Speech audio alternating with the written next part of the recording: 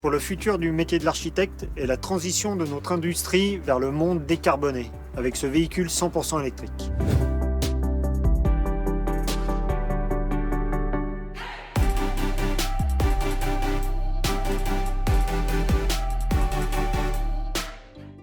Le métier de l'architecte véhicule, c'est gérer la diversité d'un camion, la répartition des éléments sur le camion. Où se situe le moteur, où vont se situer les batteries, où vont se situer les réservoirs gasoil et tous les autres composants du camion. On dessine le camion, on positionne les éléments, le moteur, la cabine, les roues, le châssis.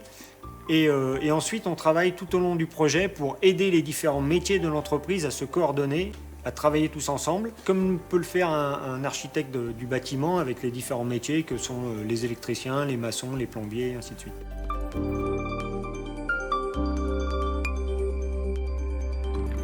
Donc pour arriver à ce métier d'architecte, j'ai une formation d'ingénieur en mécanique. J'ai été embauché par Renault Trucks, d'abord sur une toute petite partie du camion, en tant qu'architecte, bien sûr. Et au fur et à mesure de mon évolution, j'ai étendu mon domaine de compétences pour arriver sur la complétude du camion. Et donc être maintenant architecte véhicule au global. Donc nous ne sommes pas des spécialistes, nous sommes plutôt des généralistes avec une vue complète du véhicule et nous nous appuyons sur les connaissances de spécialistes pour développer notre produit. L'évolution du métier fait aussi que nous utilisons de plus en plus des outils numériques, bien sûr de la 3D dans la conception et aussi de la réalité virtuelle maintenant dans lequel nous pouvons nous immerger totalement dans le véhicule.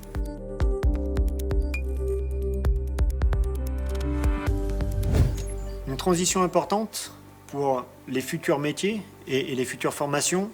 Nos projets sont de plus en plus concentrés sur les développements d'architecture électronique et de développement logiciel. Et le besoin de formation du futur architecte sera plus sur l'aspect logiciel et électronique que sur l'aspect mécanique que j'ai pu faire il y a 20 ans. L'industrie du camion est aussi un moment charnière où nous basculons de l'ancien monde thermique au nouveau monde décarboné, avec du développement de véhicules électriques, du futur développement de véhicules hydrogène. C'est aussi une source de motivation. Nous avons à nous réformer dans notre façon de travailler, dans notre approche technique. C'est aussi très motivant pour moi. J'ai passé 20 ans à travailler d'une certaine façon. Il va falloir que j'apprenne à changer et à évoluer dans ce nouveau monde.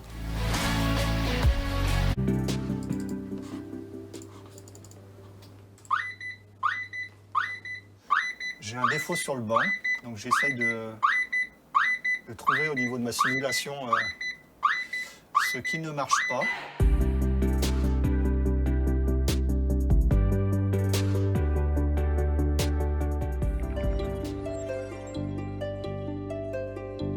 Chez Renault Trucks, moi je suis ce qu'on appelle un responsable composant, c'est-à-dire que je développe la partie affichage qu'on a sur le tableau de bord des camions.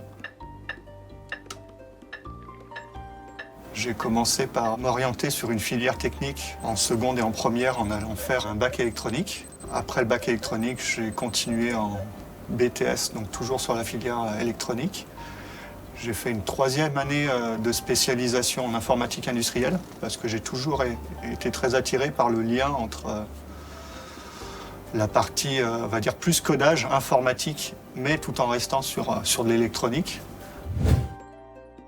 Avec les autres interlocuteurs, des représentants des marques, des spécialistes en qualité, on va définir le besoin. Donc ça, c'est la première phase. On va définir ensemble les évolutions qu'on veut faire sur mon composant.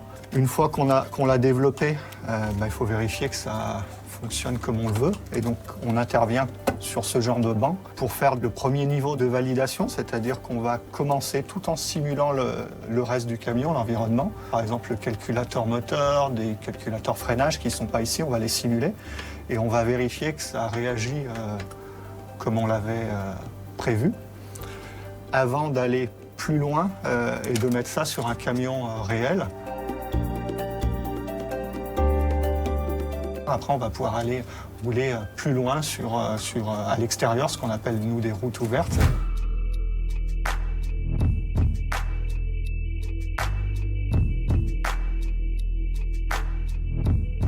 Il y a des challenges, on va dire, déjà sociétaux sur le transport, sur la congestion, sur tout ce qui est environnement, sur le dérèglement climatique.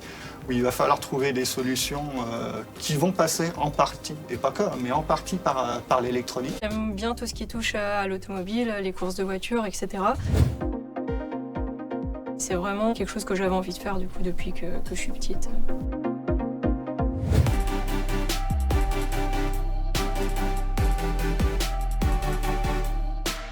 Je suis responsable des essais véhicules en ce qui concerne la consommation de carburant et aussi le comportement et la performance du véhicule. Par contre, quand on va passer en 480, il faut s'attendre à avoir 3 degrés, pas les 5%, et c'est très bref. On fait des essais, le but c'est de voir combien va gagner le chauffeur ou le responsable de flotte en carburant. Et tout en gardant un comportement du véhicule qui est confortable et dynamique pour le chauffeur.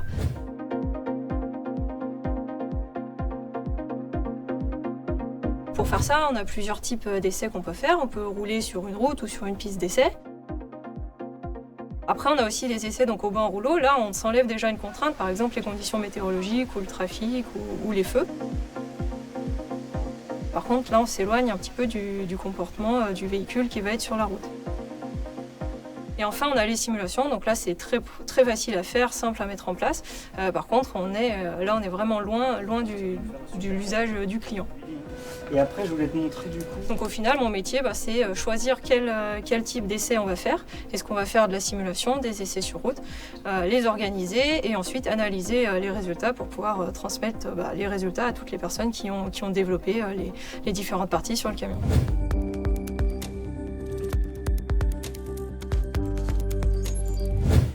Après un bac du coup, scientifique, j'ai fait 2 années de classe préparatoire physique-technologie pour ensuite intégrer une école d'ingénieurs généralistes qui est l'ENSTA Bretagne.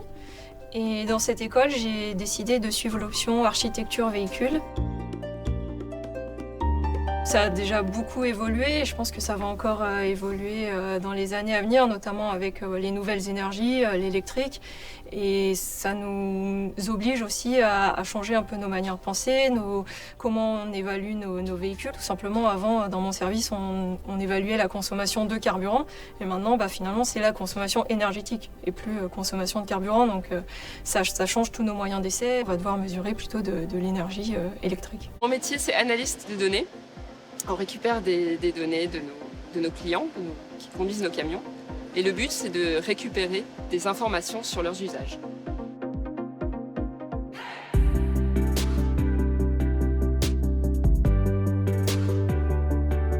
Ces informations, on va ensuite les retraiter pour être utilisées en recherche et développement dans les futurs projets, pour nos futurs camions, de manière à pouvoir adapter nos produits à l'usage de nos clients. J'ai fait une école d'ingénieur qui est généraliste, mais avec une spécialisation en mécanique les 3 dernières années. J'ai commencé par faire des calculs pour vérifier que différentes structures du châssis tiennent en vibration.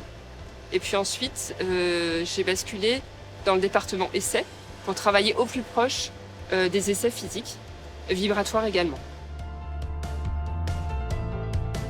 Alors les essais vibratoires, ça consiste à faire vibrer un ensemble d'éléments du châssis ou de la cabine pour vérifier qu'ils vont tenir, qu'il ne va pas y avoir de fissures, qu'ils ne vont pas être endommagés. Et donc c'est des essais qu'on appelle accélérés, puisque on va représenter la durée de vie du véhicule en un minimum de temps. Donc c'est des essais qui sont très comprimés dans le temps.